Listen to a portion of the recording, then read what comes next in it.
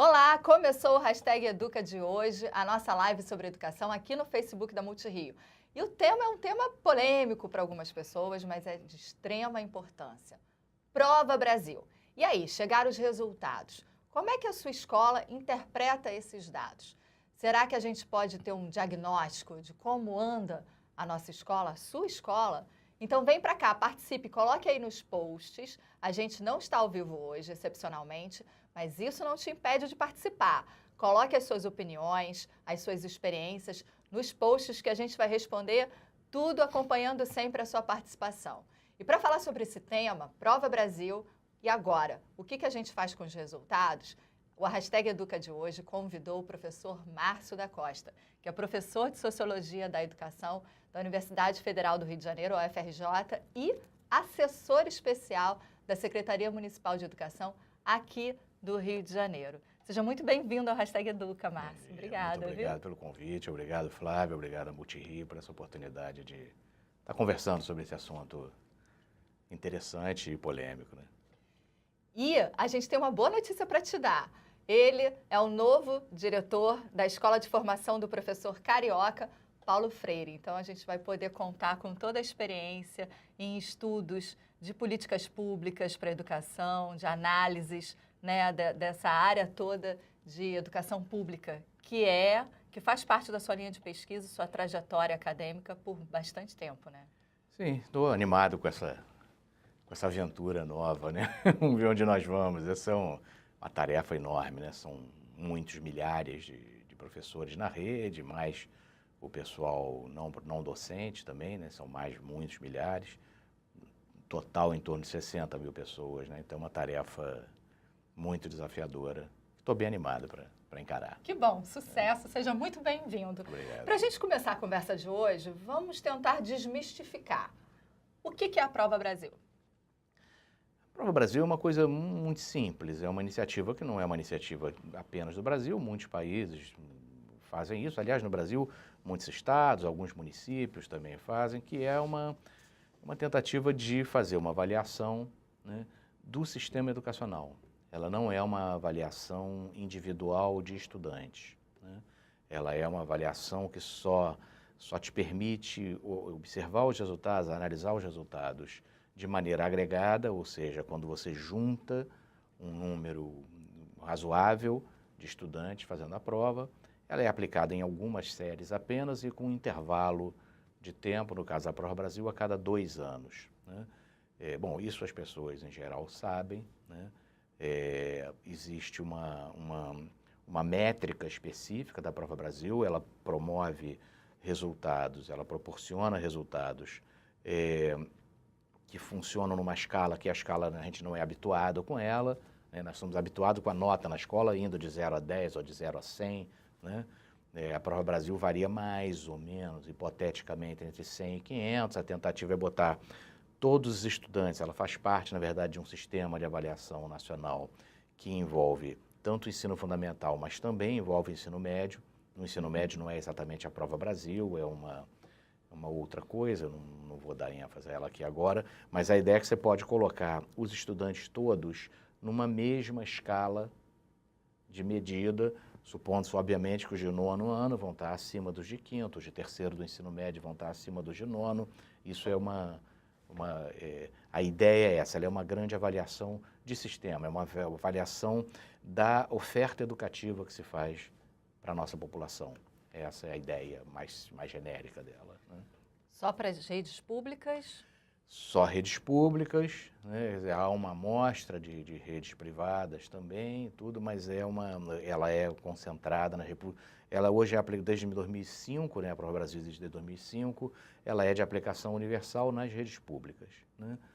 Todos os estudantes matriculados naquelas séries que fazem a Prova Brasil, que comparecerem no dia, vão ser testados.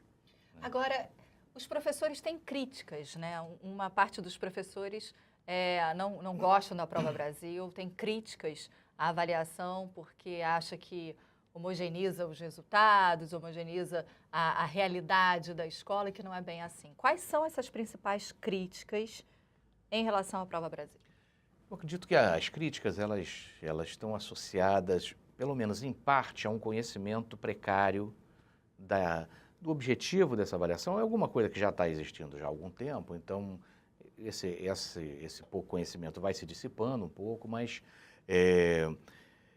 as críticas principais se concentram ao fato dela ser uma avaliação externa, né? Ou seja, ela não faz parte daquilo que é uma avaliação como parte do processo pedagógico, né?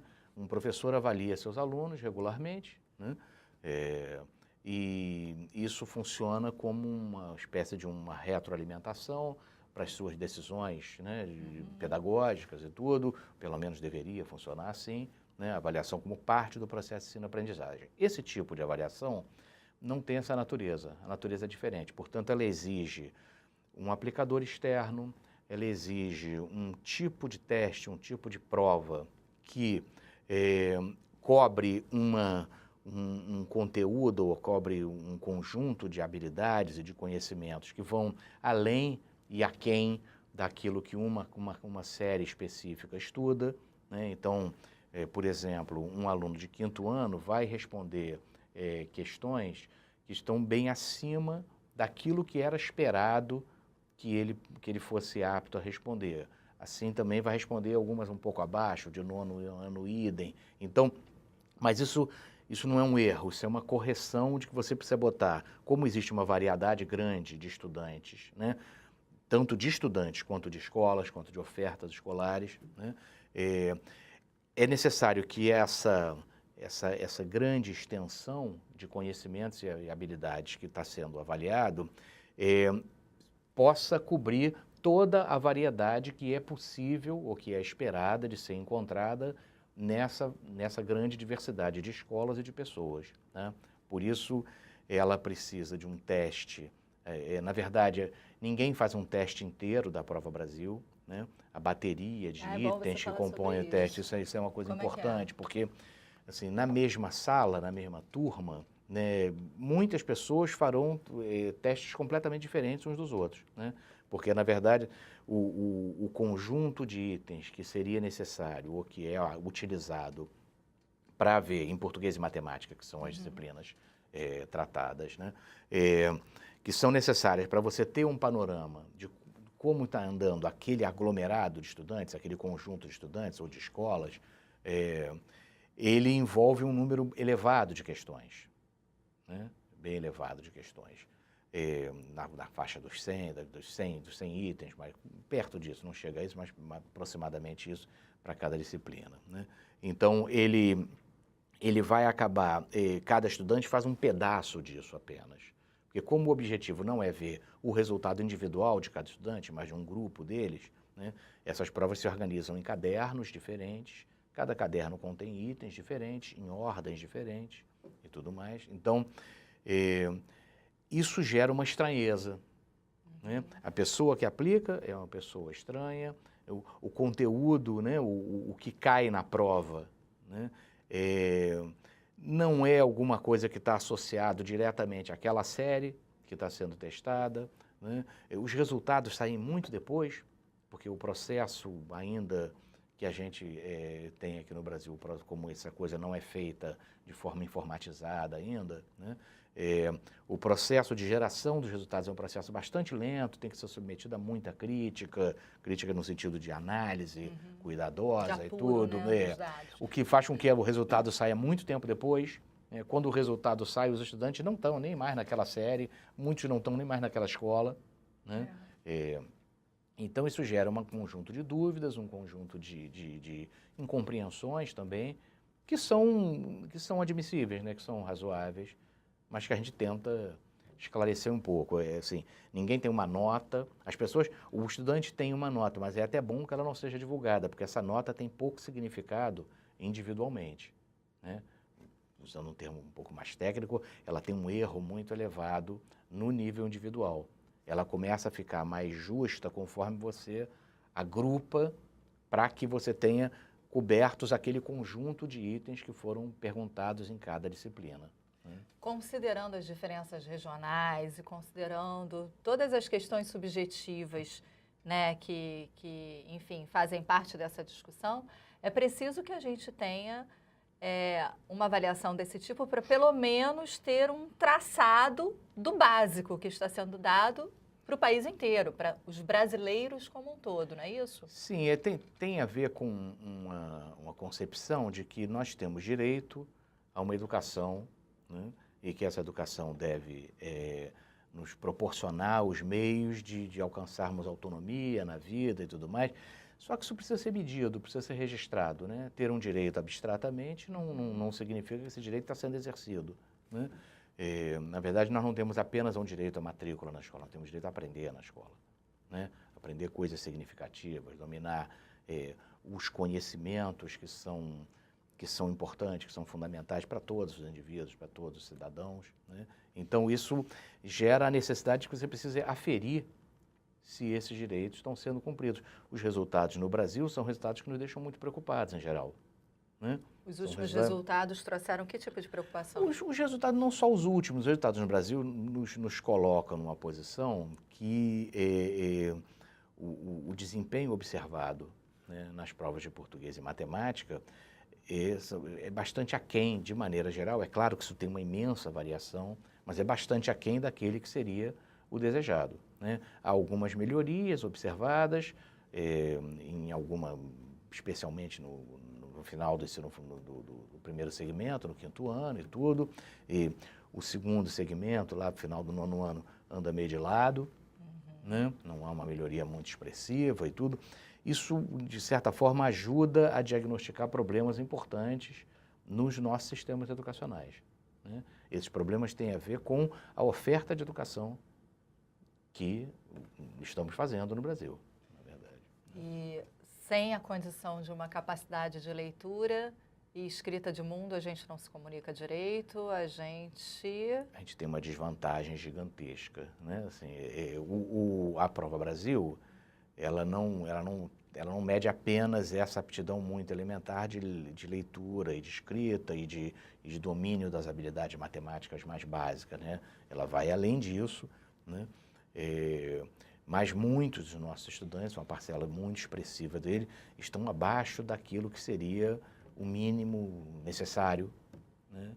Por exemplo, nessa área de domínio, né, com fluência da língua, isso realmente é alguma coisa bastante preocupante, né? Há muito o que fazer nessa direção. Por que a Prova Brasil pode ser considerada um instrumento que incentiva a qualidade do ensino? Ela incentiva, ela não é um incentivo direto, vamos dizer assim, né? Ela pode vir a ser um incentivo, né? Há um outro estudo que mostra que a aplicação de sistemas de avaliação, a Prova Brasil ou algum outro de sistemas de avaliação desse tipo, em grande escala, externos e tudo, tende a ter algum impacto positivo no aprendizado. Talvez porque ele desencadeie uma certa reação, de dizer, então nós vamos fazer melhor, alguma coisa assim.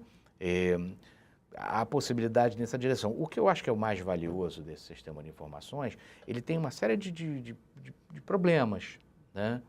Não são frequentemente os problemas que são discutidos, mas ele tem uma série de problemas, tem uma série de coisas que precisariam avançar. Mas o que, de maneira geral, pode funcionar como um incentivo é porque, ao registrar, né, a situação em que nos encontramos, ele permite, talvez, desencadear ações que procurem confrontar, por exemplo, as áreas mais problemáticas, as áreas do conhecimento,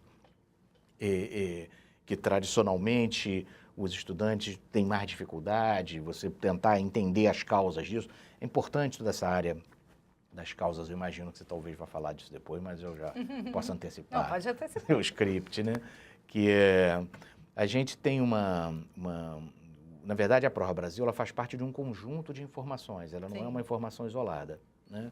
Então, a gente tem outras informações que dizem respeito à estrutura das escolas, às características do professorado, às características dos estudantes, né?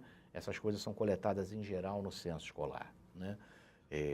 Elas nos permitem compreender, interpretar muito do que aparece como resultado da Prova Brasil, né? Então, a Prova Brasil, ela te aumenta a capacidade analítica, na verdade, né? à medida que ela incorpora as informações que vêm dessas outras bases de informação, né? E que permite para uma série de procedimentos estatísticos, mais ou menos sofisticados e tudo, mas permite para um conjunto de procedimentos você chegar a conclusões mais importantes, mais relevantes do que simplesmente dizer, olha só, a nota média dessa escola foi X e dessa aqui foi Y, então essa está acima, essa está abaixo. Na verdade, isso é o detalhe menos valioso, né? Eu diria talvez um pouquíssimo valioso, apenas fazer uma lista de escolas hierarquizadas em termos de desempenho. Isso é o menos relevante, na verdade. Ainda que, eventualmente, essa busca de posições pode, numa escola ou noutra, motivar, né, algum tipo de... funcionar como uma espécie de incentivo. Mas, de fato, não é para isso que essa prova foi pensada, né? Isso que ele está falando é importante porque o que acontece? Junto com a Prova Brasil, num outro momento tem um censo escolar. E você vai receber um calendário, não é isso? Um calendário não, questionário sociológico para responder. Por que uma escola, num ambiente, de repente, conflagrado, né, sem um EDH baixíssimo, esta escola tem um rendimento alto e, às vezes, uma escola, numa outra situação social melhor, tem um desempenho mais baixo, né? São essas variantes que esse tipo de avaliação, num contexto geral, né, Sim, podem ser apresentadas, né? Certamente. Inclusive, a própria Prova Brasil, ela contém, junto com ela, um questionário socioeconômico. Ela tenta traçar um perfil dos estudantes que fazem a Prova Brasil. Portanto, essa informação é bem menos abrangente do que a informação do censo escolar, que diz respeito a todos os estudantes. Mas os estudantes que fazem a Prova Brasil, tão importante quanto tentar, quanto se empenhar para fazer o melhor na prova, fazer o melhor na prova pode ter vários significados. Ela pode ter um significado dizer assim, não, eu vou tentar fazer o retrato da minha escola ficar mais bacana, a minha escola ficar melhor na foto. Esse é mas na verdade também tem uma dimensão para o sistema educacional, para quem o analisa, que é dizer assim, se os nossos alunos não investem para que a prova expresse o que realmente eles dominam, né, esse resultado fica mais fraco, né, porque ele está expressando não plenamente o que os nossos alunos dominam, né. Isso para quem está trabalhando com sistemas educacionais, para quem está analisando, para quem está tomando decisões, limita a capacidade da tomada de decisões. Então, tão importante quanto o investimento para fazer no teste, para dar o melhor no teste, né, também para responder o mais adequadamente possível aquele outro questionáriozinho que são de informações gerais sobre o aluno, sobre a sua família, sobre a sua casa. Essas informações são tão importantes quanto as informações do teste em si, né, porque elas ajudam muito na tua capacidade de analisar o teste, né, de chegar nessa situação que você apontou corretamente, Flávia, que há variações entre escolas, né? Há variações entre desempenho de cidades, de estados, há variações entre os mais diferentes grupos. Há muitas variações, as variações são grandes, né? Uma boa parte dessas variações, frequentemente, não tem a ver com as escolas, né? Não tem a ver com as instituições, tem a ver com as condições de vida das pessoas, tem a ver com as condições socioeconômicas das suas famílias e tudo mais. Então, a gente precisa levar isso em conta, né? Então, quando você encontra, por exemplo, uma escola numa condição de desvantagem socioeconômica clara, né, e que apresenta um desempenho que se destaca nesse contexto, né, ou quando você encontra o contrário também, né, esses são objetos que nos permitem verificar mais a fundo o que está acontecendo, né? Uma escola que vai muito bem, né, e enfrenta condições bastante adversas do seu público, do seu contexto, do entorno da escola e tudo mais, esse tipo de escola, se ela tem um desempenho lá em cima, é alguma coisa que a gente tem que compreender, que tem que estudar. O que está sendo feito ali que está proporcionando aos estudantes um acesso mais pleno ao direito à educação, né? O que disso nós podemos replicar para outros contextos, para outros ambientes. Então, na verdade, e a mesma coisa a gente pode pensar ao contrário, né? A gente gosta mais de falar do exemplo bacana, mas não temos só exemplos bacanas, né? Nós temos também exemplos ao inverso, né? Se alguma coisa numa escola sugere que ela está indo muito aquém daquilo que seria provável que ela fosse, considerando uma série de variáveis, né, dos seus estudantes, do seu corpo docente, do seu corpo profissional, da sua estrutura e tudo, se é possível fazermos uma análise desse tipo, isso nos dá pistas, né? São pistas, isso não é uma verdade absoluta, objetiva. Tá? A gente sabe que muitas coisas interferem nisso, mas nos dá pista e diz, olha só, nós vamos olhar isso aqui com mais atenção, com mais cuidado, devemos aprender com essa experiência. Né? Então, acho que essa é uma utilidade mais nobre desse tipo de avaliação, desse tipo de informação. Porque, na verdade, a avaliação é isso, ela é um sistema de informações. Né? Todo sistema de avaliação é um sistema de informações. Né? A gente tinha, até a década de 80, as informações do tipo do censo escolar, que são dados de cadastro, né? A idade dos alunos, uma série de informações dessa natureza, né? Em que série estão, quantos estão em cada série, quem foi aprovado, quem foi reprovado. Não havia disponível um conjunto de informações sobre o aprendizado dos estudantes. A entrada disso, né, no nosso mundo, né, dessa possibilidade, isso tem a ver com uma série de avanços tecnológicos, né, com avanços conceituais que foram feitos ao longo dessas décadas recentes, né, nos permitiu dar um salto, a entrada dessas informações nos permitiu dar um salto naquilo que é possível ter de informação e, portanto, de capacidade analítica para tratar disso tudo. Né? Gente, a nossa live está acabando, os nossos 20 minutos já se esgotaram. O assunto, ele é importante, ele precisa ser debatido e refletido por todos nós, né? Escola, professores, quem faz educação, mídia e educação, política pública de educação. Márcia, eu queria te agradecer. Muito obrigada pela sua participação aqui no Hashtag Educa. Foi uma satisfação poder falar. Espero que você me chame de novo, né? Virá, com certeza. Okay. Muito obrigada pela companhia e até o próximo Hashtag Educa.